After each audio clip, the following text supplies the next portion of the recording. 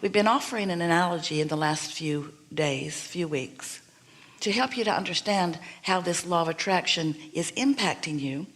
So we ask you to visualize a train on a track, and the track is on flat land. It's not in a mountain pass. There's no incline. It's just a nice flat track, and you're the train.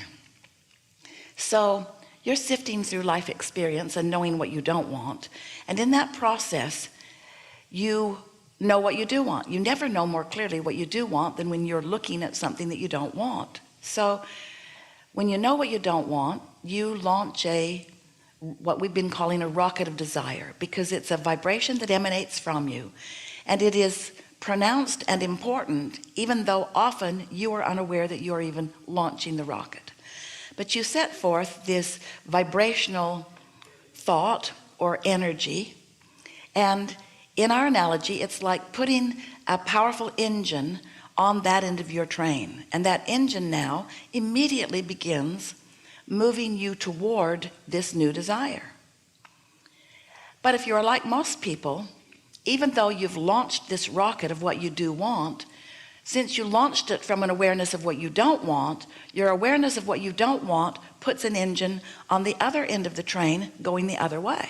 So in the beginning, even though you have a new desire, you have an awareness of where you already are about the same subject, and usually they are opposing thoughts. So you don't get any immediate response from your new thought.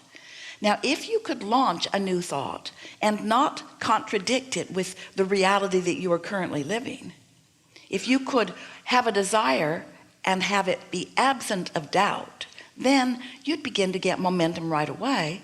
And because of this momentum right away, you would come to know the powerful being that you really are, because things are always working out for you, and you're supposed to get what you want. And when life shows you what you want and you begin momentum in that direction, if you weren't countering it with other thoughts, the momentum, because of law of attraction, would take care of itself.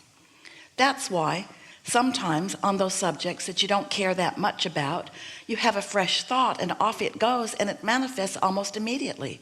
Have you ever had the experience where you were just wondering about something and you turn the next corner and there's a real live answer just appearing before you? That's because you asked and it was given immediately, and you were able to translate what was given into the physical equivalent because you weren't contradicting your own thought with a thought that goes in opposition.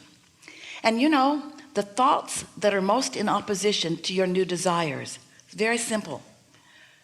The thoughts that are most in opposition to your new desires are your awareness of what is. Because what is what's made you want more. So you want more and it's coming, but then you notice what is, and you put an engine on the other end of your train. Isn't that interesting? So how does someone become so good at only thinking about what you want? Well, it's a little tricky, because you're observing so much that you do like, but you're also observing so much that you don't like, and you've been trained to be objective observers. You've been trained to be fair-minded, to be balanced. You've been trained to weigh the pros and the cons and the pluses and the minuses. After all, how can you make a good decision unless you do that? Well, we are not in disagreement with that at all, because we know that sifting through the variety of what you're living is what causes you to launch those rockets. We just want you to launch them and then follow the direction of the new launch, rather than defend the new launch by justifying that you need it because what isn't enough for you. If you could just trust more that when you launch it, the universe is after it, that your inner being is after it, that source is helping you, then maybe you could relax a little bit and just understand that things are working out for you and that universal forces are assisting you.